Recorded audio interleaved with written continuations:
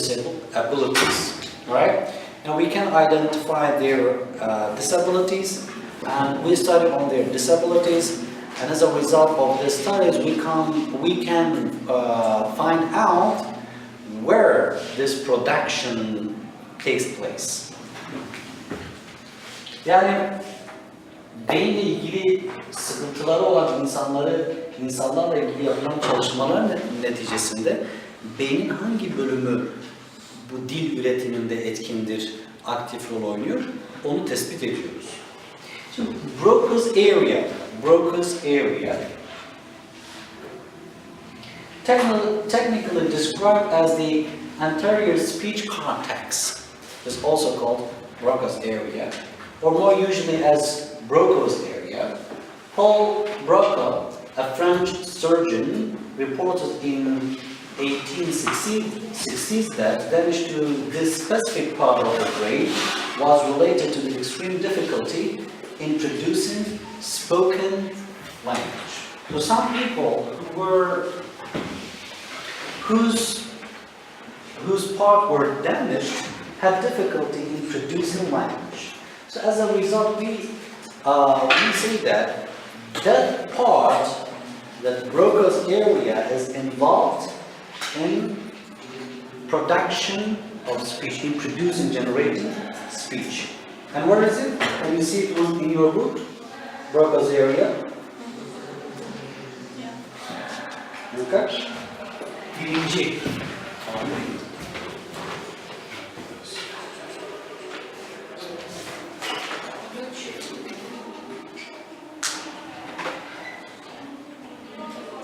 Şurada bakıyorlar ki şu bölümde zarar gören insanlar konuşamıyor. Yani konuşma üretimde sıkıntı yaşıyor. O zaman sonuca bağlıyor. Demek ki burada konuşma üretimi beynin şu bölümünde yapılıyor. Ondan sonra başka çalışmalar, Wernicke's area var. Şimdi oraya gideceğiz. Onlarda da diyelim ki bu bölümde veya şu bölümde, bu bölüme hasar görmüş, beynin bu bölüme hasar görmüş insanlarda da konuşmayı anlamada sıkıntı. O zaman sonuç olarak diyoruz ki, bu bölüm konuşmayı anlama, yani comprehension, language comprehension ile ilgilidir. Diğer bölüm ise Broca's area'da language production ile ilgilidir. Beynin farklı bölümleri farklı işlerde görüyor. Is it clear? Yes. What I say?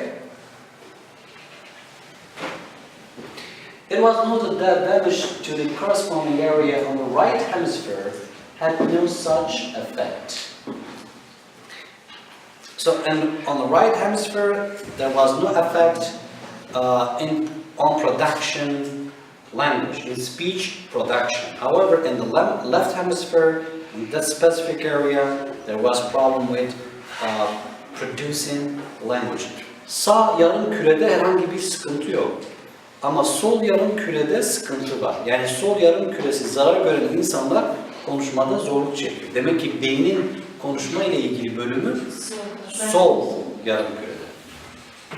This finding was first used to argue that language ability must be located in the left hemisphere, and since then has been treated as an indication that Broca's area is crucially involved in the generation of spoken language. Okay. Generation, producing. Broca's area dediğimiz yani o bölge speech production. Okay? Wernicke's area, it's called the posterior speech cortex. So, and the first one was called anterior, right? Anterior and posterior. So, anterior and posterior. Posterior speech cortex, or Wernicke's area, is called. Karl Wernicke was a German doctor who, in the 1870s, reported that damage to this part of the brain was found among patients who had speech comprehension. difficulties. So, in Broca's area, speech production. In Wernicke's area, speech comprehension. Right? Birisinde anlamada sıkıntılar, birisinde dil üretiminde sıkıntı var. This finding confirmed the left hemisphere location of language ability and led to the view that Wernicke's area is part of the brain crucially involved in understanding of speech. Understanding, comprehension. So both Wernicke's area and Broca's area are located in the left hemisphere. And these are involved in language production and comprehension. O zaman ne diyoruz? Hem Broca'nın yani her iki bilim adamının belirttiği yerler sol yarımkürede. O zaman beynimizin konuşmayı anlamada ve konuşmayı üretmedeki rolü ile ilgili olan beyin bölümü sol yarımküresidir. Okay?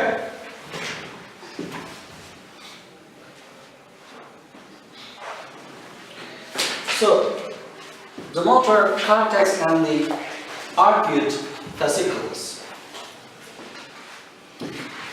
So, this is an area that generally controls movement of the muscles. You know, I use my muscle, right? Hand muscle, face muscle, and arm muscle. And while doing that, I do this involuntarily. Okay? Subconsciously. Bilinçsiz bir şekilde bunları yapıyor. Ama bunu mesela konuşmayı bile yaparken ağzımı oynatıyorum, dilimi oynatıyorum, işte ciğerlerden nefes geliyor, sesi çıkarıyorum. Bunlar da bir muscle gerektiriyor. Diğer muscle'larla.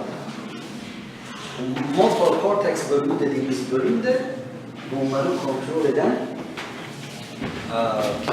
bölge, beyin bölgesi. For moving hands, feet, arms, close to Broca's area is the part of the motor cortex that controls articulatory muscles of the face, jaw, tongue, and larynx. Larynx? Ses borusu. Okay. Bunları kontrol eden bölüm Broca's area'ya yakın. Evidence that this area is involved in the physical articulation of speech comes from work reported in the 1950s by two neurosurgeons, Penfield and Roberts. So it comes from the studies of these two scientists. These researchers found that by applying small amounts of electrical current to specific areas of the brain, they could identify those areas where the electrical stimulation would interfere with normal speech production. Current? Huh? No, right now. Akım. Elektrik akımı veriyor. Beynin belli bölümlerine elektrik akımı veriyorlar. Specific areas of brain. Bununla neyi tespit ediyorlar? Bu elektriğin verilmesi konuşma üretimini ne yapıyor? Engelliyor.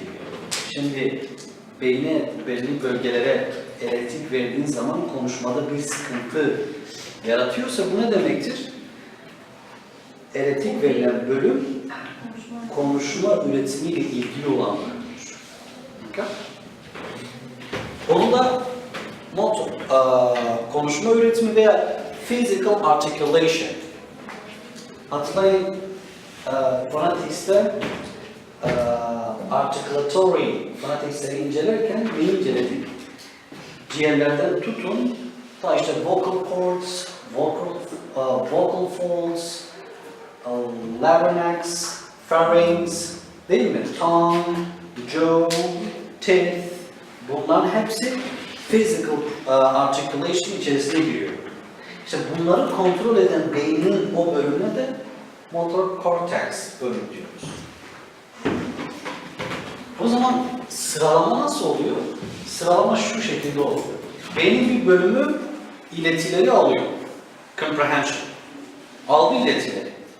Sonra Broca's area'ya gidiyor. Orada bir üretim aşamasına geçiyor. En son o üretim aşamasının diğer muscle'larla beraber, diğer speech organlarla beraber meydana gelebilmesi için motor cortex devreye giriyor. 3 aşama. Böyle değil. İlk önce Wernicke's area, sonra Broca's area, sonra motor cortex. Şimdi mesela şurada right cerebral hemisphere controls left side motor coordination. Bunda beynin farklı bölümleri, farklı muscle'ları kontrol ediyor. Now, for example, this is the right hemisphere, and indeed, this right hemisphere controls the left motor. muscles. I use this. And even in comprehension of the language, first we use our left ear.